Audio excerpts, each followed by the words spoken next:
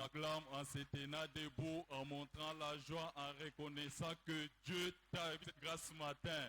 J'ai toujours dit, si la SNEL et la Régie des eaux nous font payer des factures pendant qu'elles souffrent de vie, chose très importante dans la vie des enfants de Dieu, vous en avez en quantité ce matin. Qu'est-ce que vous pouvez donner à ce Dieu-là? Car l'or et l'argent appartiennent à notre Dieu. Il n'y a que la gloire et les acclamations qui lui mérite et qui convient ce matin afin que vous puissiez bouger sa trône, afin que toutes les bénédictions soient versées sur vous ce matin. Amen.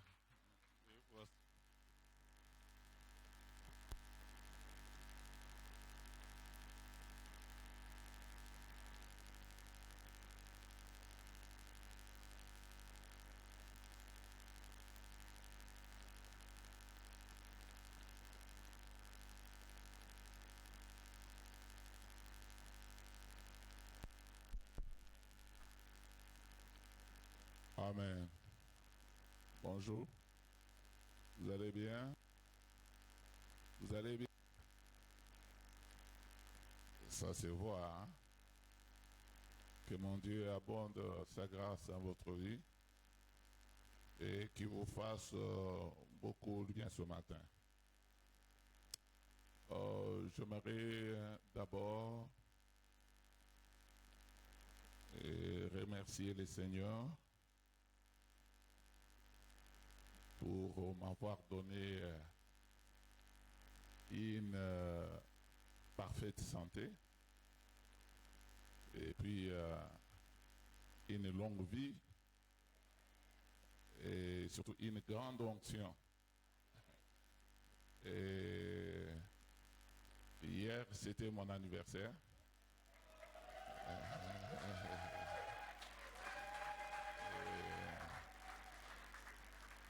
Et je tiens à remercier tout le monde qui m'a témoigné son amour, son attachement, son affection. Et en m'envoyant un message, un souhait, un vœu. Et ça m'a fait beaucoup trop de bien. Et hier, je vais dire que Facebook était pour moi. Et j'ai vu combien mes enfants m'aiment, mes enfants que vous êtes, et les enfants à travers le monde. Chacun a publié, il a fait ses commentaires, et beaucoup m'ont appelé, d'autres ont envoyé leurs cadeaux. Je suis très reconnaissant. Ça m'a encouragé. Merci beaucoup. J'ai vu combien vous m'aimez. J'ai dit à une de mes filles qui m'avait envoyé un cadeau, un gros poisson que j'ai mangé hier. Je lui ai dit, mais je ne sais pas, même quand j'ai totalisé 60 ans, mais l'anniversaire n'était pas ainsi. Mais cet anniversaire a une connotation particulière.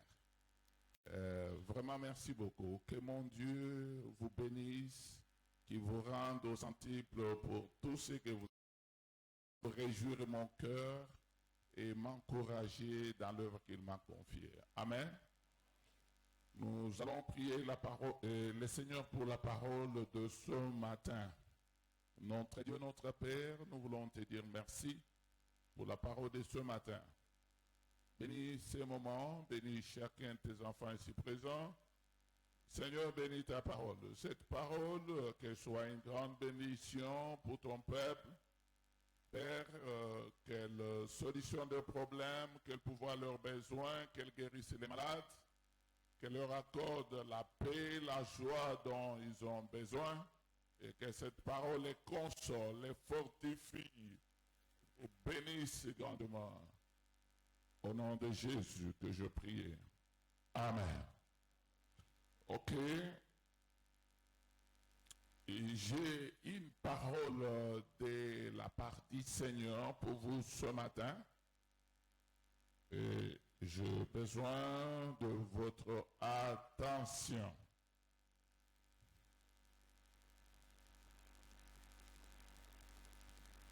Ce matin, je vais partager avec vous sur le thème intitulé l'offrande que Dieu agrée. L'offrande que Dieu agrée. Je crois que à travers les séminaires que j'ai organisés dernièrement concernant les choses qui font descendre les ciels sur la terre, j'avais parlé de l'offrande que Dieu agrée. J'avais dit que cette offrande ouvre les ciels à notre faveur et fait descendre les ciels sur la terre. Ce n'est pas n'importe quelle offrande, mais l'offrande que Dieu agrée. Et cette offrande fait de sorte que si le ciel vous a été fermé, et quand vous la donnez, les ciels s'ouvrent en votre faveur. Vous savez bien, je vous avais dit que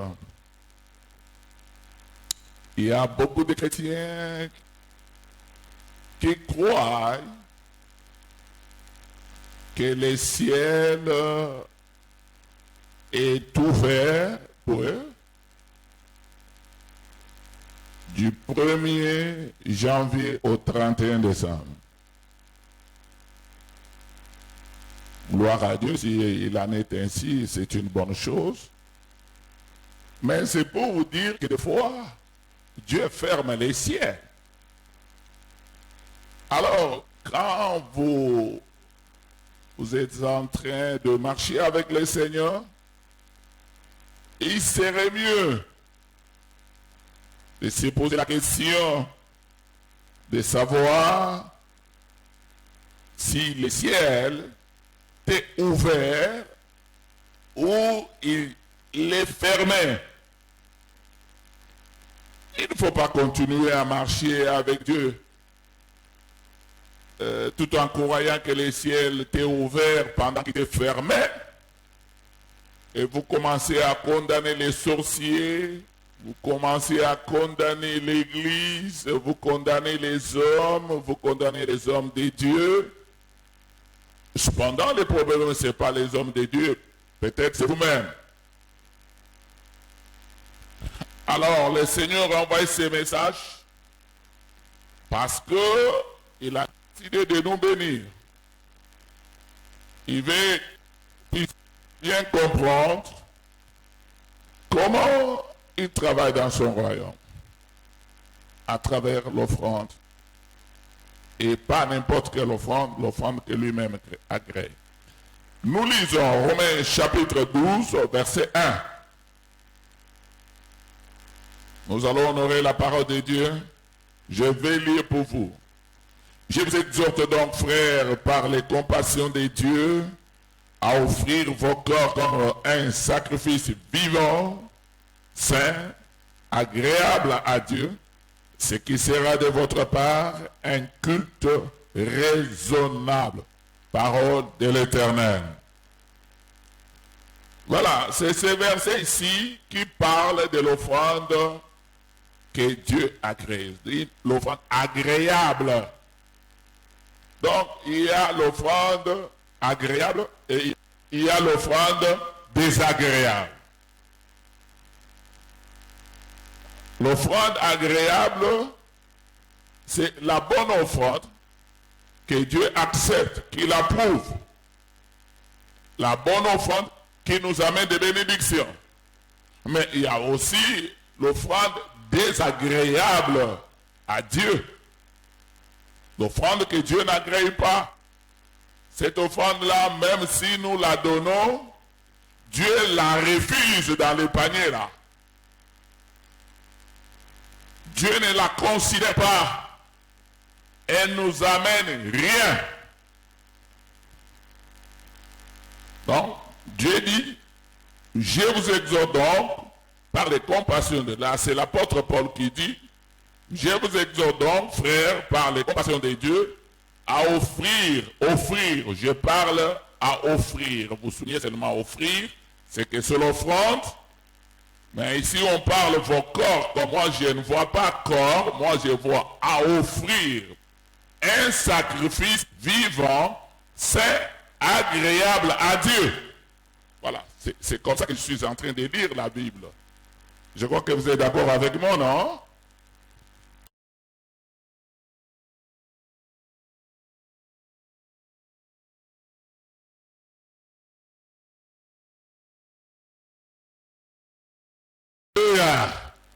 Et vous savez, beaucoup de gens ne savent pas qu'il y a l'offrande sainte et l'offrande impure. Mais la Bible le souligne bien, hein? Et l'apôtre Paul le souligne bien. Il dit à offrir vos corps comme un sacrifice vivant, saint, agréable à Dieu. Une offrande sainte et une offrande qui est agréable à Dieu. Il souligne que c'est ce qui sera de votre part un culte raisonnable. Il y a culte quand on offre à Dieu. Il y a culte à Dieu quand il y a l'offrande. Quand il n'y a pas d'offrande, ce n'est pas un culte qu'on offre à Dieu. Ce n'est pas un culte qu'on rend à Dieu. Là, nous pouvons dire que c'est un club de jeunes. Ou un club, ou une musique. Ou je ne sais pas quel nom on peut donner. Mais si nous rendons culte à Dieu, nous devons apporter l'offrande à Dieu. Et si, par hasard, nous disons que nous rendons culte à Dieu, mais sans amener l'offrande, c'est un culte pour vous, mais pas pour Dieu. Est-ce que vous êtes d'accord avec moi? Est-ce que vous êtes en train de comprendre? Je vais vous retourner au tabernacle. C'est un enseignement que je vous avais déjà donné. Tout le monde qui partait au tabernacle, y allait avec quoi? Avec l'offrande. Personne ne pouvait se présenter au tabernacle main vide. Voilà pourquoi Dieu nous dit de ne pas nous présenter devant lui main vide. Parce qu'il est un grand Dieu. Et on avait vu que sans offrande, le tabernacle ne pouvait pas fonctionner. Parce que ce qui faisait fonctionner le tabernacle, c'était les offrandes que le peuple d'Israël a menées. Donc il y a culte à Dieu quand il y a offrande. Et ce matin, je crois bien que tout le monde, à partir de sa maison, il s'est dit qu'il vient au culte. Quand vous dites que vous partez au culte, cela veut dire que vous avez préparé une bonne offrande à Dieu. Pour l'adorer, vous ne pouvez pas vous présenter devant le Seigneur main vide. Ce n'est pas moi qui l'ai dit, là c'est le fonctionnement du royaume de Dieu. Et nous devons comprendre comment les choses se font. Écoutez-moi, la Bible dit, les enfants de ce monde, les enfants de ces ténèbres, des ténèbres, sont plus sages que les enfants de Dieu. Comment les enfants de ce monde sont plus sages que les enfants de Dieu? Regardez les occultistes. Quand ils partent dans leur réunion occulte, est-ce que les sorciers, quand ils arrivent là-bas, est-ce qu'ils partent main vide? Qu'est-ce qu'ils font? Ils font des sacrifices, des offrandes. Mais lui, le diable, il a copié, il a eu ça. Il a copié auprès de Dieu parce qu'il était avec Dieu des années et des années. Vous ne pouvez pas aller dans une réunion occulte sans qu'il y ait des sacrifices. En d'autres termes, je peux dire que le monde spirituel en général fonctionne avec l'offrande. Que ce soit du côté de Dieu, que ce soit du côté du diable.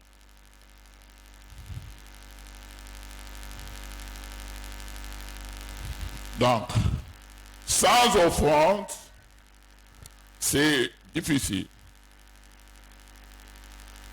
Alors, la Bible nous fait voir ici, dans Romains 12, 1, que ce culte qui doit être agréable à Dieu, c'est un culte où nous offrons à Dieu une offrande de sacrifice. Nous devons offrir une offrande de sacrifice, c'est-à-dire une offrande de sang, une offrande vivante et qui est sainte. En d'autres termes, un culte sans offrande n'est pas culte. Et quand il faut offrir l'offrande pendant le culte, on ne doit pas offrir n'importe quoi, car Dieu est un grand roi. Il mérite une offrande digne de son nom. Et pour bien comprendre cela, nous allons lire Malachie chapitre 1. Je suis en train d'introduire Malachie chapitre 1, verset 6 à 14, et puis nous lirons chapitre 2, verset 1. Malachie chapitre 1, verset 6 à 14. Je vais lire pour vous. Un fils honore son père, un serviteur son maître. Si je suis père, où est l'honneur qui m'est dit? Si je suis maître, où est la crainte qu'on a de moi? Dit l'Éternel des armées à vos sacrificateurs. Méprisez mon nom. Et qui dites, en quoi avons-nous méprisé ton nom? Vous offrez sur mon autel des aliments impurs. Et vous dites, en quoi avons-nous profané? C'est-à-dire la table de l'Éternel est méprisable. Quand vous offrez en sacrifice une bête aveugle, n'est-ce pas mal? Quand vous offrez une boiteuse firme, n'est-ce pas mal? Offre-la donc à ton gouverneur. Te recevra-t-il bien? Te fera-t-il bon accueil? Dit l'Éternel des armées. Priez Dieu maintenant pour qu'il ait pitié de vous, de nous. C'est de vous que cela vient. Vous recevra-t-il favorablement, dit l'Éternel des armées? Lequel de vous fermera les portes? Je dis 6 à 14. Ok. Je vais lire en 10. Lequel de vous fermera les portes pour que vous n'allumez pas en vain le feu sur mon autel? Je ne prends aucun plaisir en vous, dit l'Éternel des armées, et les offrandes de votre main ne me sont point agréables. Voilà, agréables. Les offrandes de votre main ne me sont point agréables. Il faut souligner. Donc, Dieu aime l'offrande agréable, c'est-à-dire l'offrande qu'il agrée. Car depuis le lever du soleil jusqu'à son couchant, mon nom est grand parmi les nations. Et en tout lieu, on brûle de l'encens en l'honneur de mon nom. Et l'on présente des offrandes pures. C'est qu'il y a aussi des offrandes impures. On présente des offrandes pures. Car grand est mon nom parmi les nations, dit l'Éternel des armées. Mais vous, les profanez, en disant, la table de l'Éternel est essuyée. Et ce que la rapporte est un aliment méprisable. Vous dites, quelle fatigue, vous les dédaignez, dit l'Éternel des armées. Et cependant, vous amenez ce qui est dérobé, boité ou infirme. Et ce sont les offrandes que vous faites. Puis-je les agréer? Voilà. Puis-je les agréer? Donc il y a d'autres offrandes que Dieu n'agrée pas de vos mains. dit l'Éternel. Puis-je les agréer de vos mains, dit l'Éternel. Maudit soit le trompeur qui a dans son troupeau un mâle et qui voue et sacrifie au Seigneur une bête chétive. Car je suis un grand roi, dit l'Éternel des armées, et mon nom est redoutable parmi les nations. Chapitre 2, verset 2. Si vous n'écoutez pas, si vous ne prenez pas à cœur de donner gloire à mon nom, dit l'Éternel des armées, j'enverrai parmi vous la malédiction et je maudirai vos bénédictions. Voilà, partout Dieu réclame l'offrande agréable, l'offrande vivante. Pourquoi il se réclame des grands rois? Le Dieu est redoutable. Donc, il faut lui donner l'offrande qui est digne en son nom, digne en son rang. On ne peut pas venir devant le Seigneur avec n'importe quelle offrande, croyant recevoir la bénédiction de Dieu, pendant que Dieu n'agrée pas cette offrande-là. Parce que cette offrande n'est pas digne de son nom. Cette offrande ne l'honore pas. Un fils honore son père. Et un serviteur honore son maître. Où est l'honneur qui m'est dit? Donc Dieu voit que beaucoup d'enfants de Dieu viennent au culte, mais ils viennent avec des choses, je peux dire, des déchets qu'on jette dans la poubelle, et non des offrandes.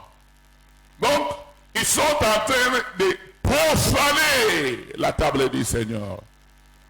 Ils ne glorifient pas les Seigneurs. Ils n'honorent pas les Seigneurs à travers leur offrande. Et Dieu dit, si vous ne changez pas, je vais maudire vos bénédictions en malédiction. Bien-aimés, nous devons élever Dieu dans notre vie. Nous devons glorifier Dieu dans notre vie et dans toute notre conduite et dans toutes nos entreprises. Nous ne devons pas servir le Seigneur comme les gens qui ne le connaissent pas. Cependant, nous avons besoin de bénédictions. Mais nous faisons des choses comme les gens qui ne connaissent pas le Seigneur. Quand il faut offrir à Dieu, nous oublions même que cette offrande-là que je prends là, je m'en vais l'offrir à Dieu. Vous allez voir, on dit, c'est le temps de l'offrande, venons donner l'offrande. Mais qu'est-ce qu'il y a dans votre tête? Non, je vais aller donner l'offrande. Tu prends n'importe quoi, tu vas jeter dans les paniers. Oh, écoutez-moi, Dieu n'a pas besoin de notre offrande. Mais c'est nous qui avons besoin de la bénédiction. C'est nous qui avons besoin de l'intervention de Dieu. La Bible dit que l'or et l'argent appartiennent à Dieu. Tout ce que Dieu a organisé dans son royaume, c'est pour notre bien. Mais nous ne savons pas en profiter. On vient donner l'offrande comme si on n'est pas enseigné, on n'a pas la connaissance de l'offrande. Et on vient donner l'offrande comme si on donnait l'offrande à notre frère de la maison, à un inconnu qui nous a demandé, comme une aumône qu'on donne à un pauvre, et non à Dieu. Dieu dit, vous venez avec des bêtes chétives, vous venez avec des bêtes boiteuses, vous venez avec des bêtes aveugles. Allez donner à votre gouverneur. Est-ce qu'il va très bien vous accueillir? Si le gouverneur ne va pas accepter cette offrande, parce que c'est une mauvaise offrande, est-ce que moi, Dieu, je peux l'accepter? Voilà pourquoi nous ne sommes pas bénis. Vous savez, la démarche que Dieu est en train de faire depuis un certain moment dans notre église, c'est de nous aider à entrer en possession de notre bénédiction. Ceux qui ont des oreilles sont en train d'entendre. Et ceux qui ont des yeux sont en train de voir. Mais pour les autres, ils trouvent ça normal. Ils n'ont pas de révélation dans tout ce qui se fait ici. Ils n'ont pas de révélation. Ils ne savent pas lire les temps. C'est là le problème. Donc, la Bible nous montre à travers cette référence biblique que Dieu, en tant que grand roi,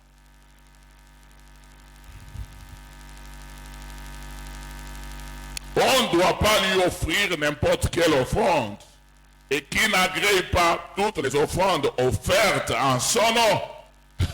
Dieu n'agrée pas toutes les offrandes offertes en son nom dans les paniers là, ou quand on demande l'offrande. Dieu n'agrée pas ça. Il y a des offrandes qu'il agrée, il y a des offrandes qu'il n'agrée pas. Il finit par dire que si on ne donne pas l'offrande qu'il honore, c'est-à-dire digne de son nom, il maudira nos bénédictions. Mais là, c'est très fort. Dieu t'a déjà béni, mais il voit qu'il t'a béni, tu ne lui donnes pas l'offrande digne de son nom. Alors, il maudit même ce qu'il a béni. Là, c'est grave.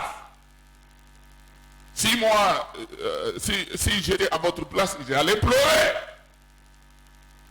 Dieu m'a béni, après il vient maudire la bénédiction en question. Non. C'est vraiment grave.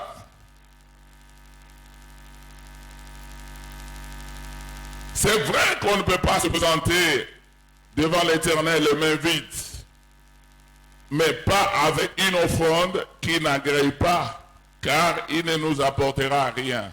Si on lui apporte une offrande qui n'agrée pas, cette offrande, bien qu'on l'a donnée, mais elle ne nous apportera rien dans notre vie. Bon, nous voyons dans la Bible des offrandes que Dieu a agréées et celles qu'il n'a pas agréées. On va lire quelques versets bibliques. Premièrement, Genèse chapitre 4, versets 3 à 5. Genèse chapitre 4, versets 3 à 5. Donc nous allons essayer un peu de voir. Dans la Bible, il y a des gens qui ont donné les offrandes avant nous.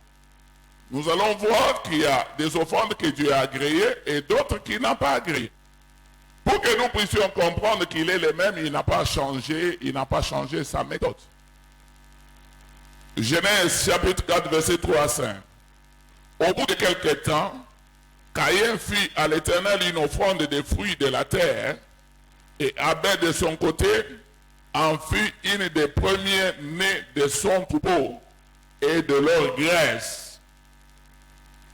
L'Éternel porta un regard favorable sur Abel et sur son offrande, mais il ne porta pas un regard favorable sur Caïn et sur son offrande.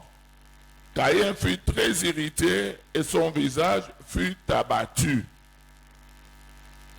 Voilà le premier exemple de deux personnes qui ont donné deux différentes offrandes, Caïn et Abel.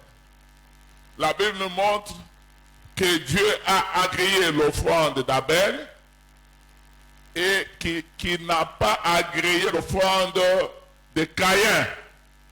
Mais eux tous avaient donné des offrandes. Et quand ils donnaient tous, je crois, Caïn aussi disait que Dieu l'avait béni.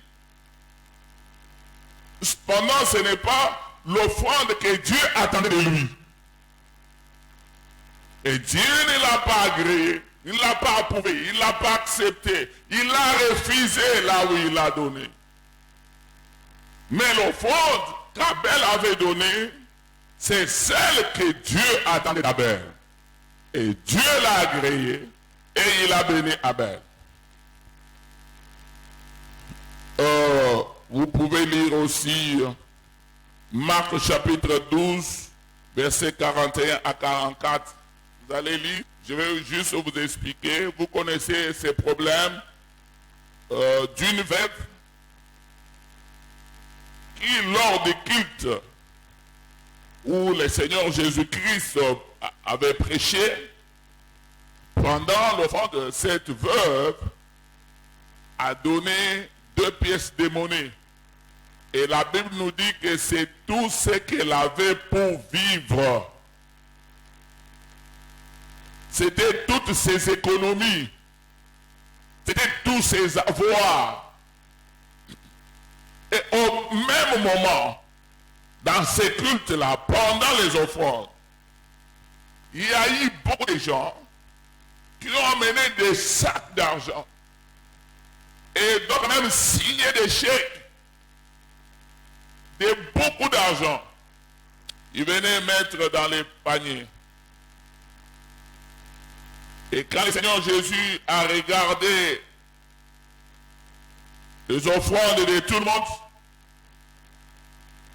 il a agréé seulement l'offrande de la veuve qui avait donné pièces de monnaie, tout ce qu'elle avait pour vivre.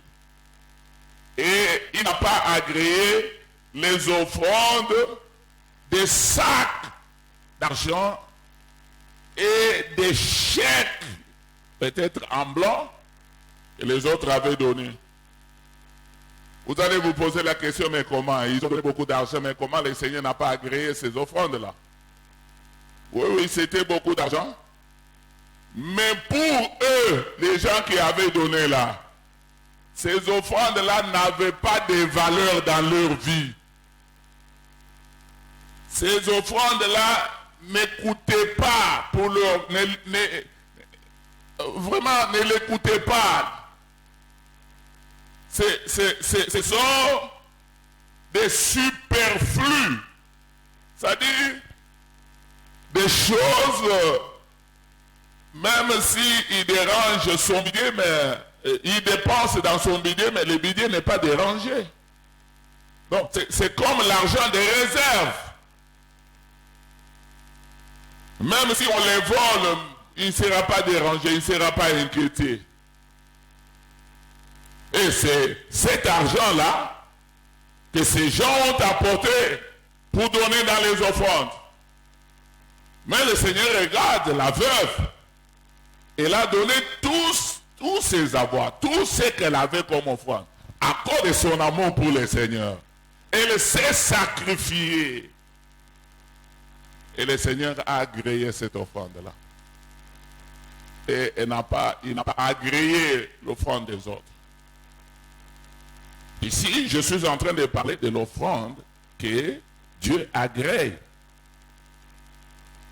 Je voudrais expliquer parce qu'il y a beaucoup de gens qui se posent la question de savoir, mais c'est quoi l'offrande que Dieu agrée? L'offrande qui ouvre les ciels pour nous. L'offrande qui fait descendre les ciels sur la terre à notre faveur. L'offrande qui crie vers Dieu pour nous. L'offrande qui travaille à notre faveur. C'est ça l'offrande que Dieu a agréée. Si Dieu ne l'a pas agréée, vous vous trompez quand vous la donnez. Elle ne fera rien pour vous. Alors, vous voyez pourquoi je vous ai enseigné ces jours-là. Quand je parlais le dimanche passé sur les choses qui retiennent les cieux sur la terre, je parlais de l'obéissance au Saint-Esprit. Il faut savoir écouter le Saint-Esprit pour connaître la pensée de Dieu. Quelle est la bonne offrande qu'il faut donner qui va vous attirer la faveur de Dieu? Il y a des gens qui se sont décidés, comme un culte comme ça, il s'est dit, quand je m'en vais au culte, moi je dois donner tel montant. Parce qu'il a vu son salaire, il a vu ce qu'il reçoit, même s'il n'a pas de salaire, mais il s'est dit, le Seigneur est un grand Dieu, si je suis ce que je suis, c'est grâce à lui. Si même je reçois ce que je reçois là, c'est grâce à lui. Alors je ne peux pas aller au culte sans cette offrande. Et toutefois que je suis au culte, je donne une telle offrande. J'ai le témoignage d'un grand homme de Dieu nigérien, vous le connaissez. C'est l'archbishop Ben Idaos.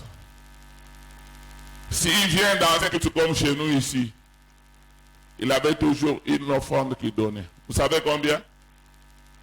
Pas moins de $1000. Mais regardez comment Dieu l'avait. Pas moins de $1000.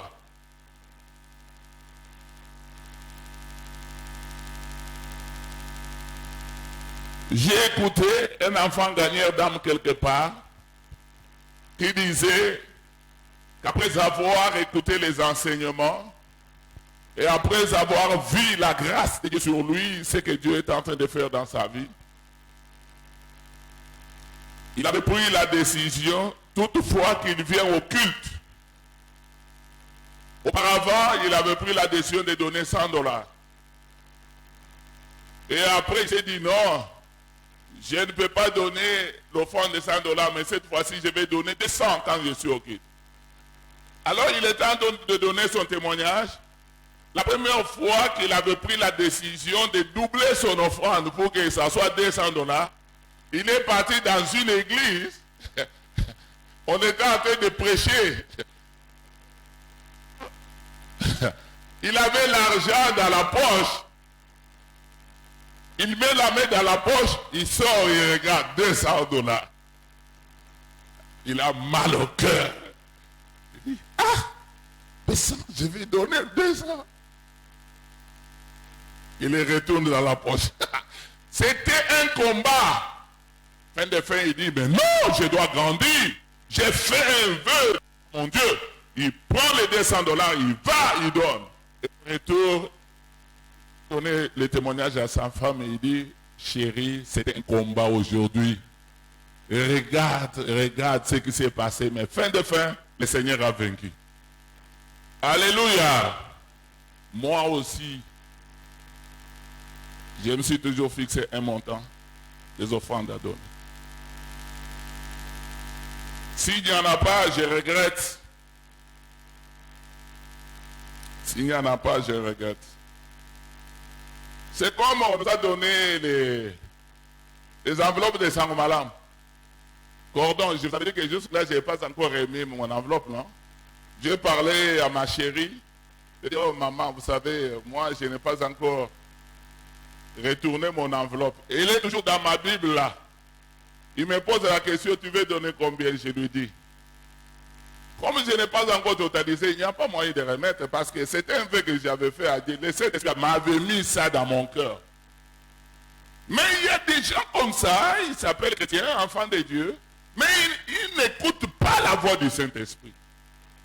Ils se dirigent comme ça bêtement, sans direction dans la vie. Et c'est pourquoi ils ne sont pas bénis. Je parle des offrandes qui sont agréables à Dieu. Nous lisons Genèse chapitre 8, verset 20 à 21. Genèse 8, 20 à 21. On va voir aussi une sorte d'offrande que Dieu a agréée. Noé bâtit un autel à l'Éternel. Il prit de toutes les bêtes pures et de tous les oiseaux purs. Et il offrit des holocaustes sur l'autel. L'Éternel sentit une odeur agréable. Et l'Éternel dit en son cœur, je ne maudirai plus la terre à cause de l'homme, parce que les pensées du cœur de l'homme sont mauvaises de sa jeunesse, et je n'ai plus tout ce qui est vivant comme je l'ai fait. Alléluia. Vous voyez? Noé prit toutes les bêtes pures, c'est-à-dire l'offrande pure. Il y a une offrande impure que Dieu n'arrête pas. Et de tous les oiseaux purs. Il faut souligner ça dans votre Bible. Hein? Donc, quand vous donnez l'offrande, il faut que ça soit l'offrande pure. Pas amener à Dieu une offrande impure.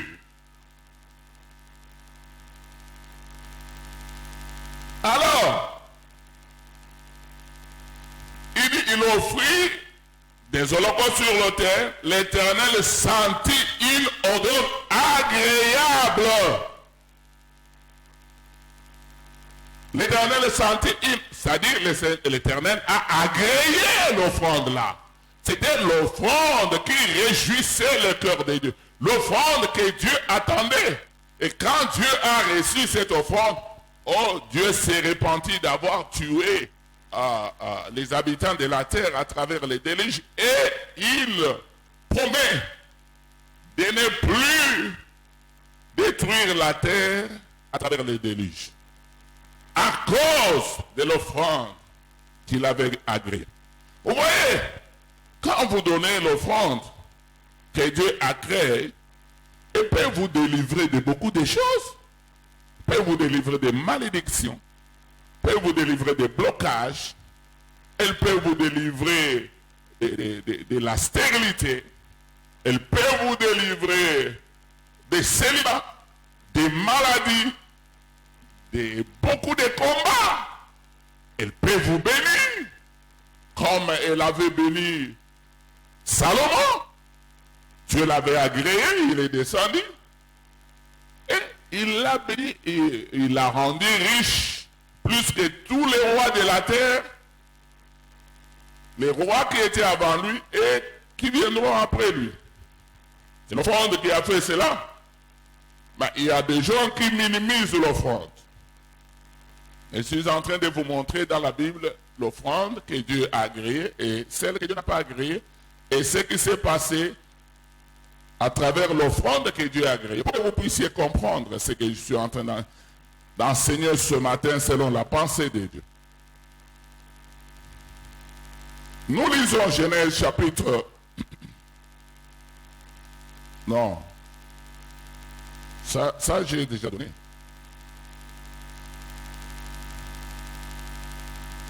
J'ai donné à... Ok. Genèse chapitre 18, versets 7 à 10. Abraham courut à son troupeau, prit un peu tendre et bon, et les donna à un serviteur qui se hâta de la prêter. Il prit encore de la crème et du lait avec les veaux qu'on avait à prêter, il les mit devant Dieu, devant eux. Il s'éteint lui-même à leur côté sous l'arbre et ils mangèrent. Alors il lui dit, où est Sarah ta femme? Il répondit, elle est là dans sa tente. L'un d'entre eux dit, je reviendrai vers toi à cette même époque. Et voici Sarah, ta femme, aura un fils. Sarah écoutait à l'entrée de la tente qui était derrière lui. Voilà 3 hommes qui passaient devant la tente d'Abraham. Abraham les approche, il dit, entrez dans ma maison, je vais vous laver les pieds. Il ordonne à ses serviteurs d'apprêter une vache grasse, d'apprêter les laits, tout ce qu'il faut, il fait des grains pour ses hôtes. Et après avoir mangé, l'un d'eux, c'est Dieu, il prend la parole, il dit, où est Sarah? À la même époque, l'année prochaine, tu embrasseras un fils du nom d'Isaac. Alléluia. Cela prouve que Dieu avait approuvé, avait agréé l'offrande qu'Abraham avait donnée. Et cette offrande a apporté la solution au problème qu'ils avaient. Mais Dieu ne leur avait pas dit que je vais venir pour que vous puissiez me donner l'offrande. C'est pourquoi je vous dis qu'il faut coopérer avec le Saint-Esprit. Faites-vous devenir un homme, une femme spirituelle et non charnel. Vous aimez toujours la chair. Vous aimez plaire à la chair. Mais la chair, c'est votre premier ennemi, il vous combat. Mais Abraham, personne ne lui avait dit que Dieu va vous visiter. Il faut lui donner l'offrande pour qu'il solutionne votre problème. Mais le Saint-Esprit lui avait parlé à travers sa conscience. Et quand ces gens sont arrivés, il a dit, entrez dans ma tente, c'est pour cela que vous êtes passés devant ma tente. Et vous, quand il y a des personnes dans cette église, n'est-ce pas pour cela que Dieu vous a appelé ici? Quand il y a les bâtiments d'Isromis qui chôment là-bas, n'est-ce pas que c'est Dieu qui nous a ordonné de construire pour lui Isromis? Et c'est pour cela que nous sommes là. On attend ce que l'évêque vienne ici, qui commence à faire des appels de fonds. Cette fois-ci, je voudrais voir votre maturité. Il faut être sensible à l'action du Saint-Esprit. Il ne faut pas être toujours des bébés, des années, de bébés. Je bénis le Seigneur pour l'honorable Vital, qui est dans cette église il n'y a pas un mois. Il a suivi mon enseignement sur les choses qui font descendre les ciels sur la terre. Je parlais de l'offrande, je parlais du salut, je parlais de beaucoup de choses. Mais il a écouté le Saint-Esprit. Il me dit, papa, un jour j'allais donner l'offrande là devant. Le Saint-Esprit m'ouvre les yeux, il me fait voir les drômes de l'église. Il me dit, pas ces drômes là. Tu ne vois pas, c'est déjà démodé. Ça ne donne pas gloire. Achète-moi un nouveau drum. Il en parle à l'excellence Basile. On cherche l'ancien édit, lui l'intendant de l'église, pour qu'il aille voir les prix des drums. On lui montre 3 sortes de prix. Pour Dieu, lui décide de prendre les meilleurs prix, les meilleurs drums. C'est-à-dire les drums de top niveau. C'est celui qui est là. Voilà. Hein? C'est le drum qui est là. Ça, c'est le top niveau. Les meilleurs drums, c'est celui-là. Je ne lui avais pas demandé de le faire. Je n'ai pas fait la paix des fonds. Il a écouté le Saint-Esprit. Voilà, il est là. Vous savez combien de bénédictions il a eu auprès de Dieu? Mais vous, vous étiez où? Tout ce temps ici, le drum là est là. Après, vous allez dire, Dieu ne me bénit pas, Dieu ceci. Vous n'avez pas vu. Il y a aussi les tam-tam. Vous ne voyez pas les tam-tam là, c'est que c'est mauvais. Ça ne rend pas gloire à Dieu. Il faut qu'on vous le dise. Vous n'avez pas le Saint-Esprit qui peut vous ouvrir aussi les yeux, comme il a ouvert à l'honorable Vital. Que mon Dieu vous bénisse, mon fils. Allez de l'avant, il y a de grandes bénédictions devant vous. Alléluia. Genèse chapitre 22, verset 1. Après ces choses, Dieu mit Abraham à l'épreuve et lui dit, Abraham. Et il répondit, mais voici, Dieu dit, prends ton fils, ton unique, celui que tu aimes, Isaac, va-t'en au pays des Morigia et là offre-le en holocauste sur l'une des montagnes que je te dirai. Versets 15 à 18. L'ange de l'Éternel appela une seconde fois Abraham des cieux et dit, je le jure par moi-même, parole de l'Éternel, parce que tu as fait cela, et que tu n'as pas refusé ton fils, ton unique, je te bénirai, et je multiplierai ta postérité, comme les étoiles du ciel, et comme les sables qui est sur le bord de la mer. Et ta postérité possédera la porte de ses ennemis. Toutes les nations de la terre seront bénies en ta postérité, parce que tu as obéi à ma voix. Dieu lui-même a demandé une offrande à Abraham, pas n'importe quelle offrande, l'offrande de son fils unique, Isaac qu'il aimait. Dieu souligne, Isaac que tu aimes beaucoup. Quand Dieu demande, Dieu n'a jamais demandé des choses qui n'ont pas de valeur. Mais si souvent, quand nous nous donnons à Dieu, nous cherchons à lui donner ce qui n'a pas de valeur. Ce qui ne nous dérange pas, ce qui ne dérange pas nos programmes, ce qui ne nous touche pas, ce qui ne touche pas notre cœur. Mais regarde quand Dieu a demandé à Abraham, pour qu'il puisse agréer l'offrande, il dit, tu ne vas pas me donner Ismaël. Je précise bien, Isaac que tu aimes beaucoup. Pas Ismaël.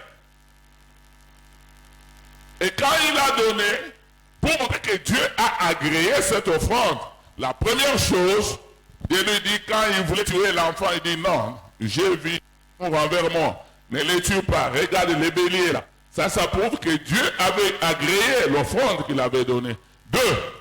Dieu jure par lui-même. Il dit, je le jure par moi-même. Parce que tu as obéi, tu as fait ça. Tout ce que je t'avais promis, maintenant je vais l'accomplir. Alléluia. Oui.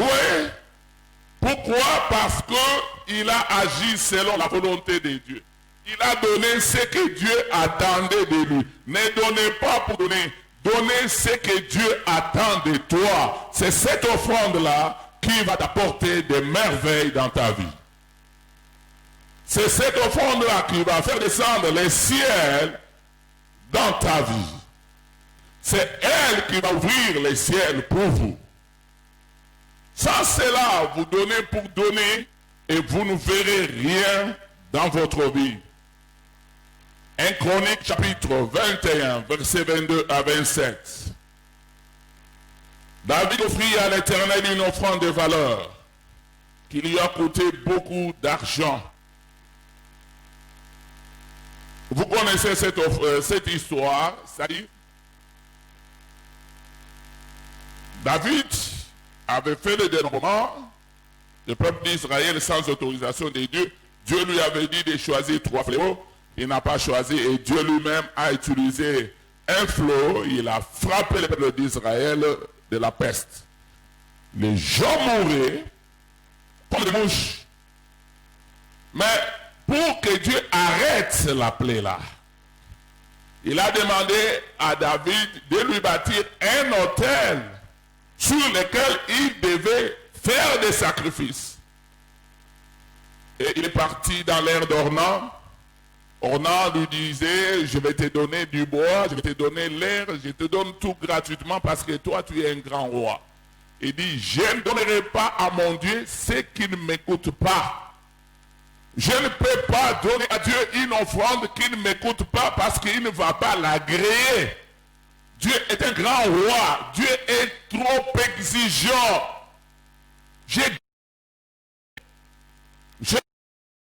Qui n'est pas à moi, c'est à toi. Je ne lui donnerai pas ça. Au moment des crites comme ça, quelqu'un qui n'a pas d'offrande, il commence à demander, est-ce que vous pouvez me donner aussi l'offrande? Mais l'offrande que tu viendras donner là, Dieu voit, c'est l'offrande, c'est ton offrande ou c'est l'offrande de celui qui te l'a donné. Tu n'as rien fait. Mieux vaut te taire. Tu es désordonné, tu n'as pas la révélation de Dieu. Au lieu de te préparer à la maison, tu as préféré faire des dépenses inutiles. Et quand tu te retrouves devant Dieu, tu te rappelles qu'il faut donner les offrandes, tu commences à demander. Ça ne t'apportera rien.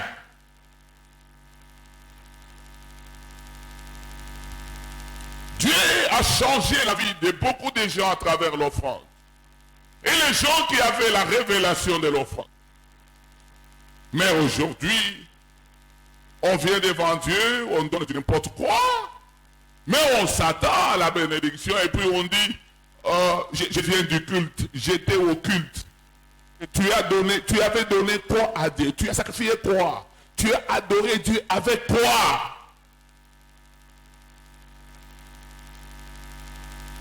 Il faut dire que tu viens du club, la réunion du club. Parce que tu n'as rien donné. Donc à travers 1 Chronique 21, 22 à 27, alors, David a donné l'argent, il a acheté l'air, il a bâti l'autel et il a pris les holocaustes qu'il a sacrifiés sur l'autel. Dès qu'il a sacrifié l'offrande, pour prouver que Dieu a agréé l'offrande qu'il avait coûté à David, Dieu ordonna à l'ange de retirer son épée, de ne plus tuer le peuple d'Israël. Ah, ça montre que Dieu avait agréé l'offrande. L'offrande a apporté la solution que David attendait. La solution que le peuple attendait.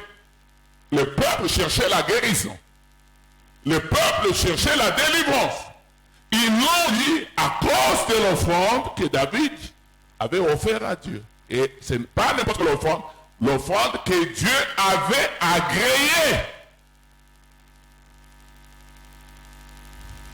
Si Dieu n'agrée pas ton offrande, tu ne verras rien.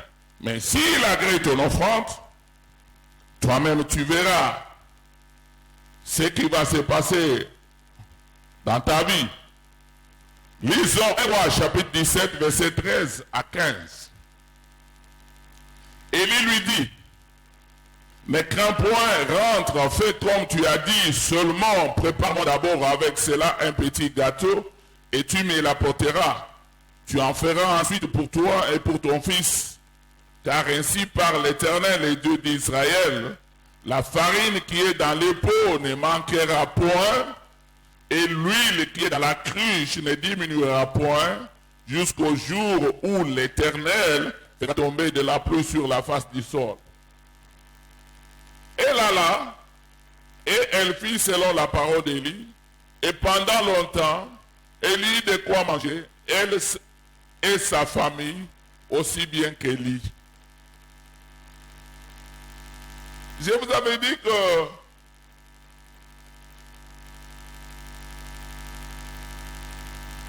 cette femme attendait la mort parce qu'elle était restée avec une petite quantité de farine et d'huile pendant que d'autres personnes mouraient de faim parce que Élie avait fermé les ciels. La pluie ne tombait pas en Israël. Vous voyez? Des fois, le ciel est fermé pour nous. Il y a des gens qui sont en train de vivre avec le ciel fermé. Mais ils condamnent les sorciers.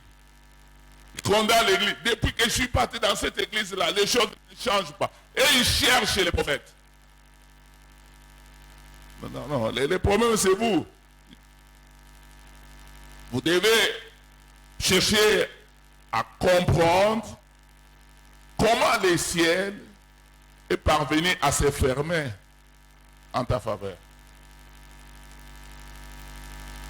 Et se repentir. Et vous allez voir que les choses vont marcher. Vous pouvez sillonner des églises.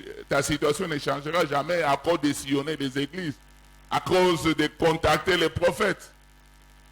C'est pourquoi personnellement, je sais qu'il y a plusieurs personnes qui se demandent, mais comment évêque, les vendredis miracles là, il ne vient même pas prier pour nous qui avons des problèmes, qui sont malades. Moi, j'ai pris une décision. Ma décision, c'est quoi? Ma décision, c'est de vous aider à être capable de trouver des solutions vous-même.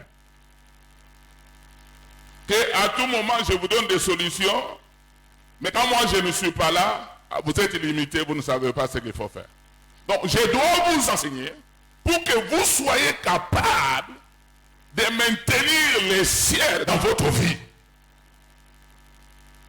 C'est ça ma décision. Vous savez, il n'y a pas quelqu'un qui aime les miracles comme moi. Mais au lieu que je vous donne du poisson, je préfère vous apprendre à pêcher. Et c'est ce que je suis en train de faire.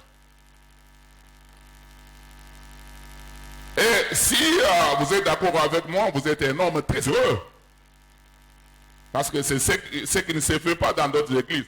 Dans notre église, quand il y a des pasteurs, s'ils s'appellent prophètes, ils ne peuvent pas terminer le message sans prophétiser sur, je ne sais pas, même de fausses prophéties. Pour tromper seulement les gens. Mais moi, je vous ramène dans les chemins droits. Je vous montre la vérité. Et si vous êtes sage, c'est ici où vous devez rester pour chercher votre Dieu afin qu'il vous amène dans votre destinée prophétique. Mon peuple meurt faute de connaissance et non faute de prophétie ou faute de délivrance. Vous comprenez, hein? Mon peuple meurt faute de... Mais moi, je donne la connaissance. Et vous cherchez des prophéties, vous cherchez des délivrances. J'ai la grâce de délivrance. J'ai reçu un pasteur chez moi, à mon bureau mercredi. Il a un problème qui a duré 8 ans. Il a sillonné tous les hôpitaux. Il a tout fait. Rien ne marche. J'ai causé avec lui. J'ai découvert la source du problème. Je lui ai dit d'aller arranger avec les seigneurs, de jeûner, prier. Cette semaine, au courant de ça, il viendra. Et je vais prier, ça va passer. Moi, j'aime les miracles. Et je sais comment aider quelqu'un à avoir son miracle. Il faut aimer la parole de Dieu. Tout miracle qui n'a pas pour source la parole de Dieu, c'est quoi? Toute prophétie qui n'a pas comme source la parole de Dieu, elle est à rejeter. Et puis, il ne faut pas faire parler Dieu même quand il ne parle pas. Passer les stratégies sur les mbongo après ici prophétie à l'Okuta. Alléluia. Mais ce n'est pas le cas ici. Hein.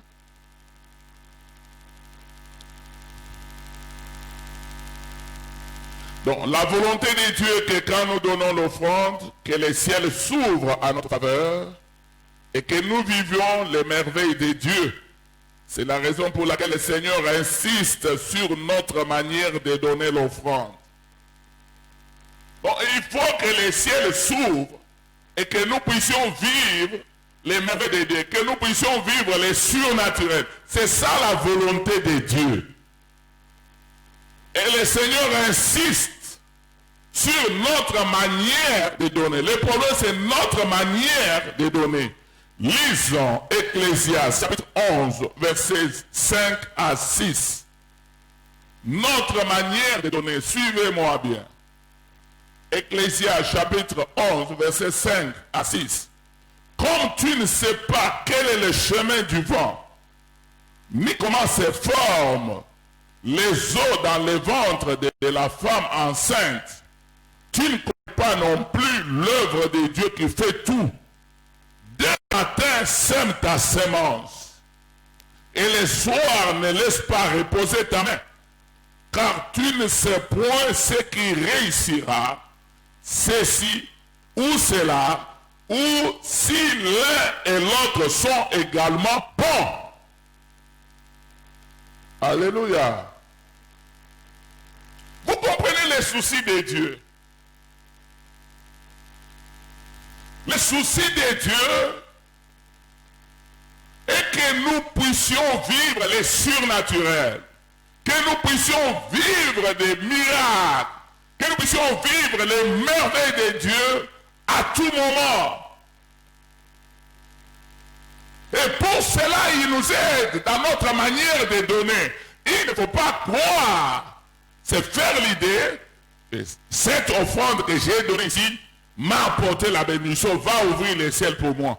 Dieu dit non, vous ne savez pas ce qui peut t'apporter des miracles, ce qui peut ouvrir les ciels pour toi. Pour être sûr, quand il faut donner le matin, donne. Quand il faut donner à midi, donne. Quand il faut donner le soir, donne. Parce que tu ne sais pas quelle offrande Dieu va agréer pour que les ciels te soient ouverts. Malgré tout ce que Dieu dit, mais on fait les sourds d'oreille. On fait les sourds d'oreille. Mais dans cette église, c'est seulement l'argent, l'argent, l'argent. Mais tu ne lis pas la Bible là. Quand il faut donner le matin, c'est quoi? Quand il faut donner le soir, c'est quand? Ça veut dire quoi? C'est-à-dire, on doit te demander l'argent une fois. Le Saint-Esprit va te demander seulement de donner ou de faire quelque chose une fois. Mais non! Il ne faut pas lâcher la main. Il ne faut pas abandonner. Il faut être toujours prêt à donner. Mais Et les gens discutent parfois avec Dieu. Mais c'est tout. Seigneur, mais j'avais donné ça. Mais j'avais fait ça. Seigneur, mais je ne vois rien. Mais maintenant, je dois donner encore. Mais qu'est-ce que la Bible dit? Tu ne sais pas si c'est ce que tu dois donner, tu as donné hier. Si c'est ce que tu vas donner aujourd'hui. Ou si c'est ce que tu vas donner demain. Que Dieu va agréer et qui va ouvrir les cieux et faire descendre les cieux sur la terre dans ta vie. Les gens disent la Bible comme ils ne lisent pas.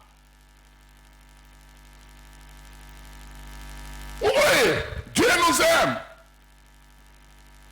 Dieu a tout préparé, mais le problème c'est nous. La chair nous empêche à faire la volonté de Dieu.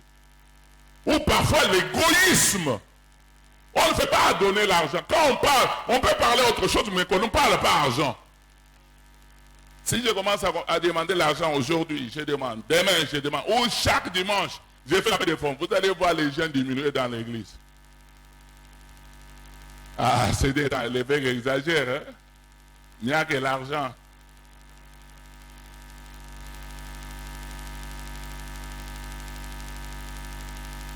Alors, qu'est-ce que l'offrande que Dieu agrée? C'est quoi? Il faudrait chuter. C'est quoi l'offrande que Dieu agrée? 1. C'est l'offrande qui est donnée avec amour pour Dieu et sacrifice.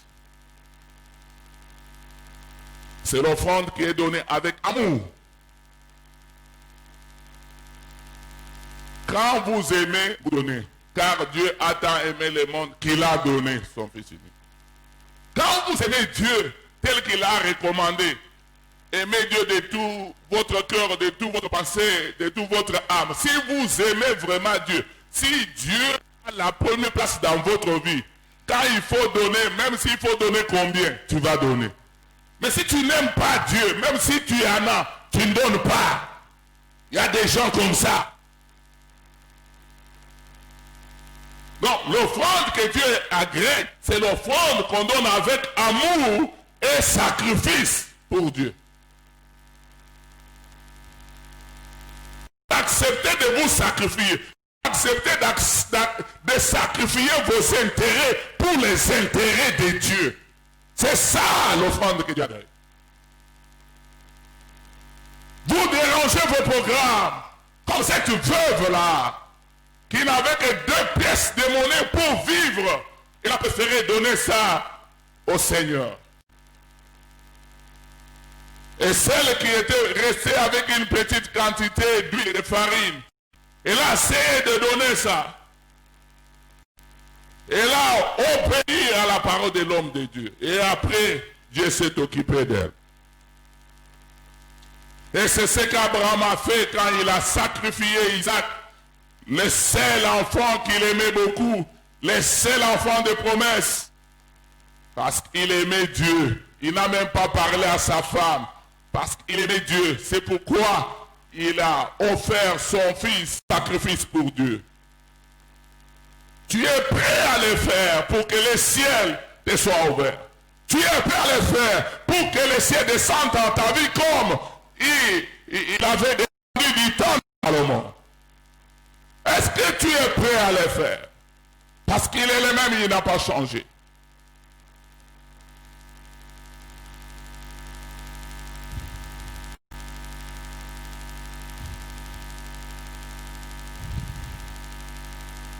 L'offrande qui est donnée avec amour et sacrifice pour Dieu, c'est comme les Macédoines. La Bible dit dans leur pauvreté profonde, ils sont donnés au-delà de leurs moyens. Oh my God. Dans leur pauvreté profonde, ils ont donné au-delà de leurs moyens. Mais la Bible souligne bien pourquoi ils ont donné de cette manière. Parce qu'ils se sont donnés d'abord à Dieu. C'est parce qu'ils aimaient Dieu de plus que toute autre chose. Ils n'ont pas regardé la pauvreté Ils n'ont pas regardé leurs manquements. Ils n'ont pas regardé leurs besoins. Mais ils ont regardé les besoins de l'œuvre de Dieu. Et ils ont donné. C'est une dimension qu'il faut atteindre.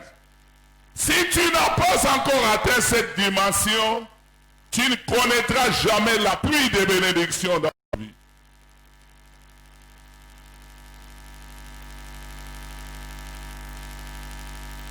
Deuxièmement, l'offrande que Dieu agrée, c'est une offrande donnée avec révélation et avec joie. C'est l'exemple de la femme de Sunem qui donnait seulement à manger au prophète Élisée. Et un jour, le Saint-Esprit lui ouvrit les yeux.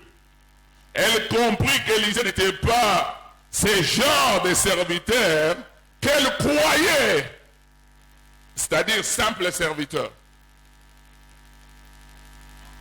Mais ce jour-là, le Saint-Esprit l'a ouvert les yeux pour comprendre qu'Élisée était un saint homme de Dieu, c'est-à-dire un serviteur qui incarnait la présence de Dieu en lui.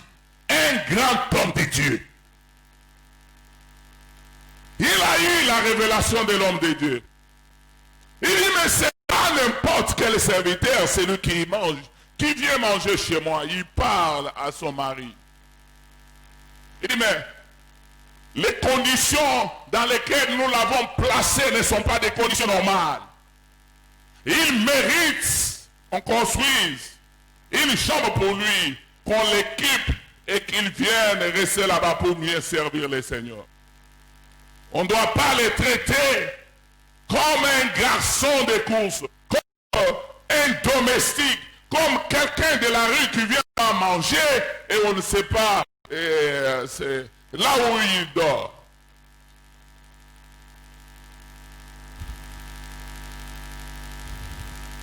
Et vous connaissez la suite quand il a fait ça.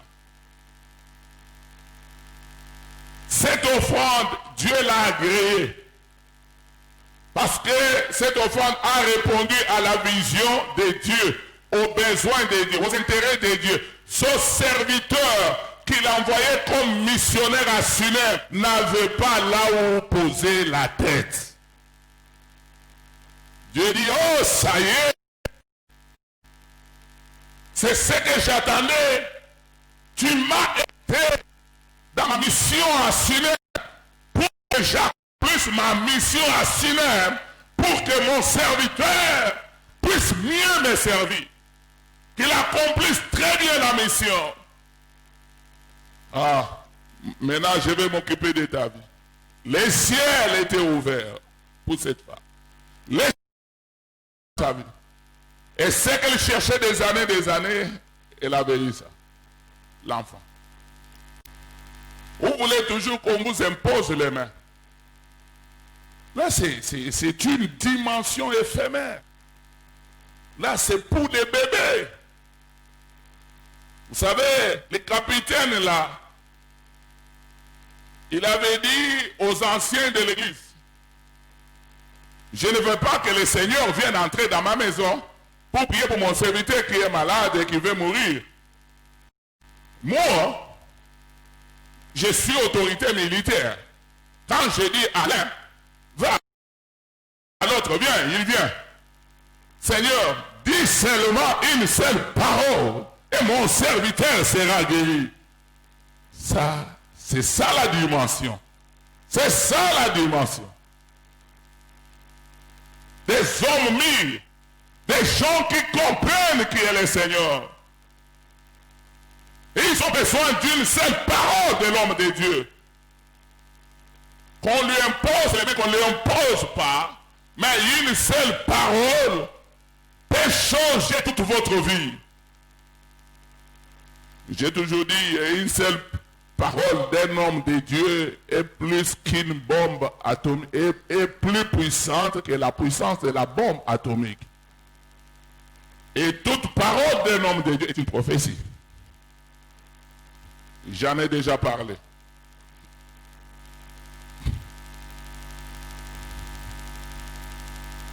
Voilà ce que la Bible nous recommande. 2 Corinthiens chapitre 9 verset 7. Pour l'offrande donnée avec révélation et avec joie, sans tristesse. 2 Corinthiens 9, 7. Lisons. Que chacun donne comme il a résolu en son cœur, sans tristesse ni contrainte, car Dieu aime celui qui donne avec joie. Quand il faut donner, il ne faut pas qu'on te contraigne à donner. Et donne, et donne, et donne. Là, tu es bébé. Il faut donner sans tristesse. Toi, tu sais que c'est pour ton bien. C'est pour que le ciel s'ouvre pour toi et qu'il descende en ta faveur. Mais pourquoi tu dois être triste quand il faut donner? Pourquoi tu dois aller en parler à d'autres personnes?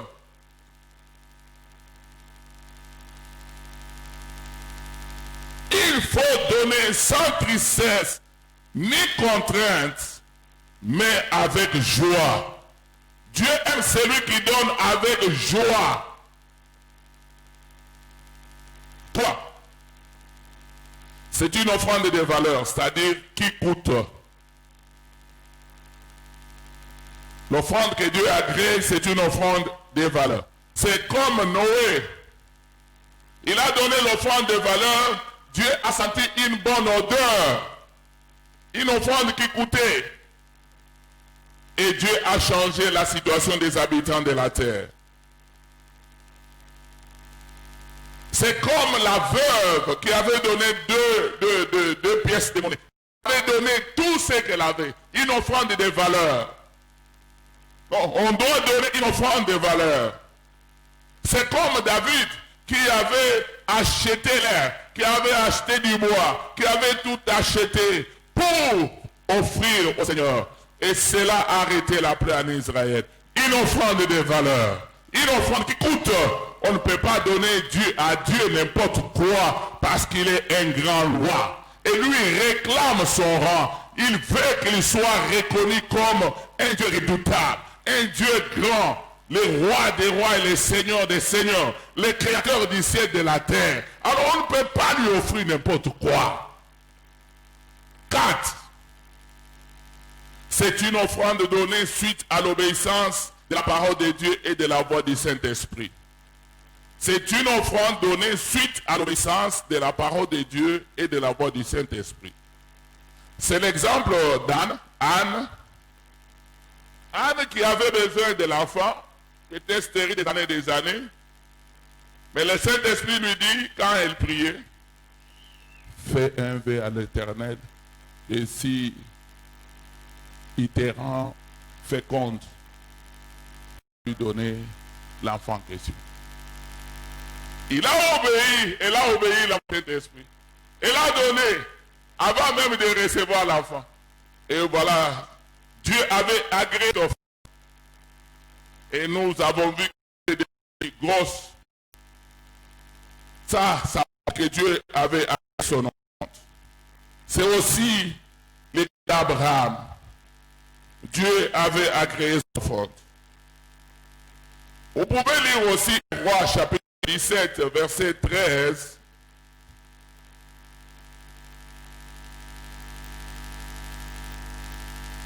J'ai déjà donné ça, s'il vous plaît. Je suis dans le 5e point et la dernière. C'est une offrande pure et non impure et offerte sans péché.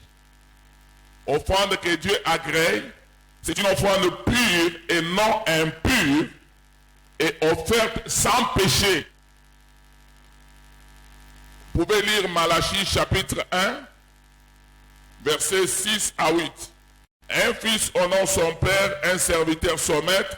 Si je suis père, où est la crainte qu'on a de moi? Dit l'Éternel des armées à vos sacrificateurs qui méprisez mon nom et qui dites, en quoi avons-nous méprisé ton nom? Vous offrez sur mon autel des aliments impurs. Et vous dites, en quoi avons-nous profané? C'est en la table de l'Éternel est méprisable. Le fils, une bête avec, n'est-ce pas mal? Quand vous en offrez une boiteuse ou infirme, n'est-ce pas mal? Voilà. Vous pouvez lire aussi Malachie chapitre 1 verset 13. Vous dites, quelle fatigue, et vous les dédaignez, dit l'Éternel des armées. Et cependant, amenez ce qui est dérobé. Vous amenez ce dérobé, boiteux et infirmes, et ce sont des offrandes que vous faites. Puis-je les agréer de vos mains, dit l'Éternel. Vous amenez les offrandes que vous avez volées. Vous allez vous prostituer, vous venez avec ces offrandes auprès de Dieu. Dieu ne peut pas agréer de tes offres. Ce sont des offrandes qui ne sont pas pures.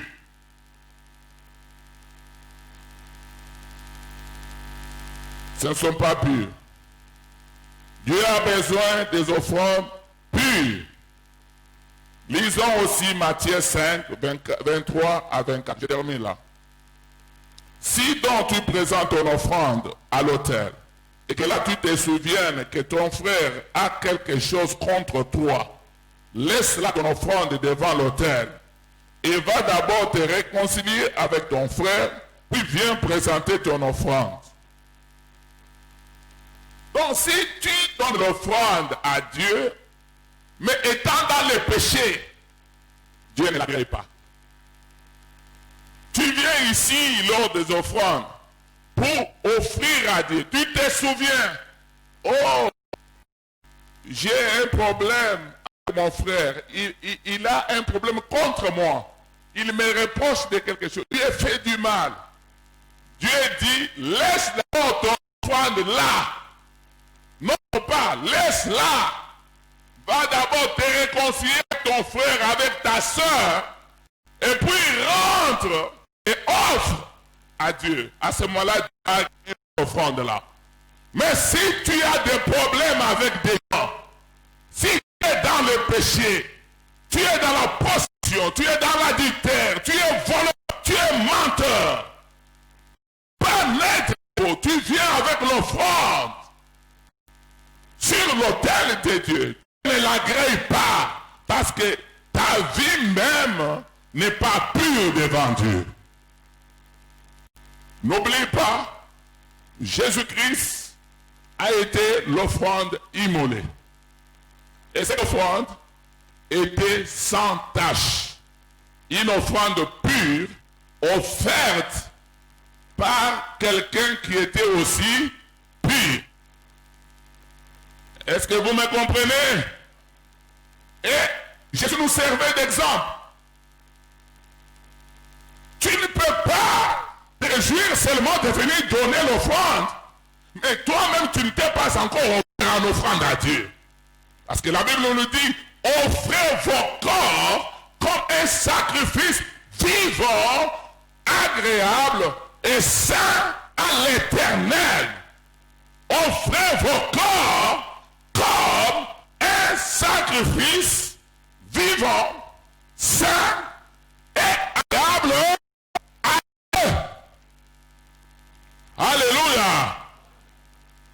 Je suis en train de vous aider. Pourquoi vous offrez et votre vie ne change pas? Vous ne vivez pas la gloire de Dieu. C'est ça la démarche. Bien-aimé, il ne faut pas prier pour prier. Il ne faut pas prier pour prier. Soyez sérieux, venez devant le Seigneur. Soyez sérieux quand vous vous dites que vous êtes chrétien. Soyez réellement nés de nouveau. Et si vous êtes nés de nouveau, vous venez avec une bonne offrande à Dieu, et que Dieu agrée cette offrande, le ciel te sera ouvert. Et quand le ciel s'ouvre, c'est la pluie de bénédiction que vous allez commencer à vivre dans votre vie et dans toutes vos entreprises. Ce qui était bloqué sera débloqué. Ce qui ne marche pas va commencer à marcher. Ce qui est difficile sera facile. Pourquoi? Parce que le ciel t'est ouvert. Et le ciel est descendu en ta faveur. Est-ce que quelqu'un peut acclamer le Seigneur Jésus? Fermons les yeux. Le Seigneur nous a parlé. Le Seigneur a besoin de nous bénir. Il nous a envoyé ces messages pour que nous puissions vivre la gloire de Dieu. Bien-aimés, regardez votre vie devant Dieu. Et ça soit une offrande sainte, une offrande agréable, que Dieu agrée. Est-ce que Dieu agrée ta vie? Est-ce que ta vie est agréable à Dieu? Et l'offrande que toi tu donnes à Dieu, est-ce que Dieu l'approuve? Est-ce qu'il l'accepte? Est-ce que le ciel est fermé ou bien il est ouvert pour toi? Pourquoi des années, ta situation ne change pas, ta vie ne change pas, tu vis toujours des blocages en blagade? Ceci montre que le ciel est fermé. Mais Dieu vous a donné des clés ce matin. Prions tous le Seigneur. Alléluia.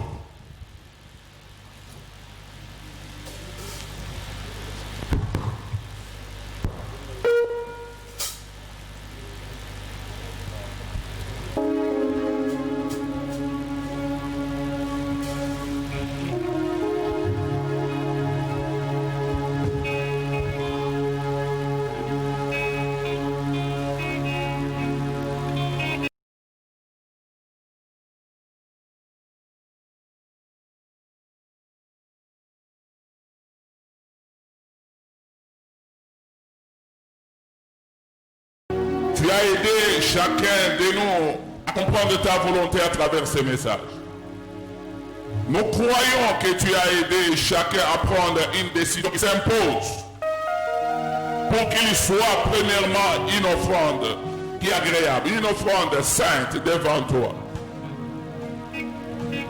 Seigneur, nous croyons que ce matin tu as aidé tout le monde à comprendre ce que c'est l'offrande qui est agréable à Dieu, afin que les cieux leur soient ouverts et que les cieux descendent et soient continuellement dans leur vie. Je les bénis ce matin, Seigneur. Maintenant, Papa, continue à agir. Saint-Esprit, continue à illuminer leur vie.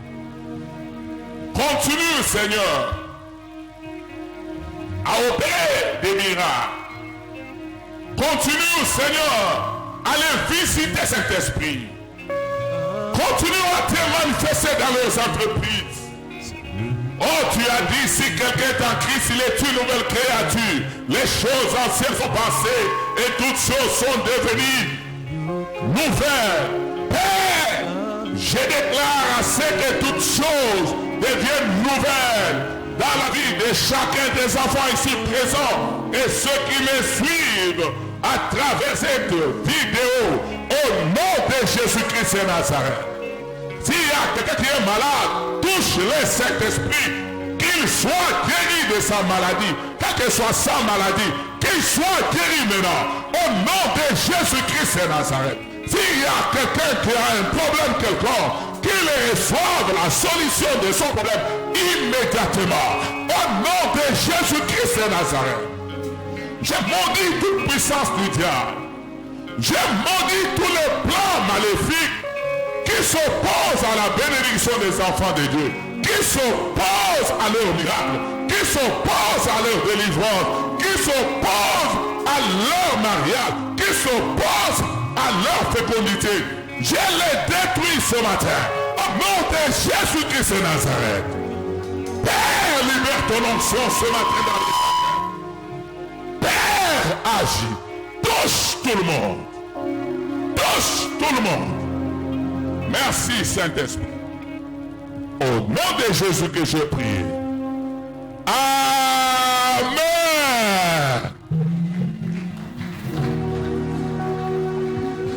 On acclame très fortement le Seigneur des Seigneurs. On s'élève avec de cris de joie. On acclame le roi des rois.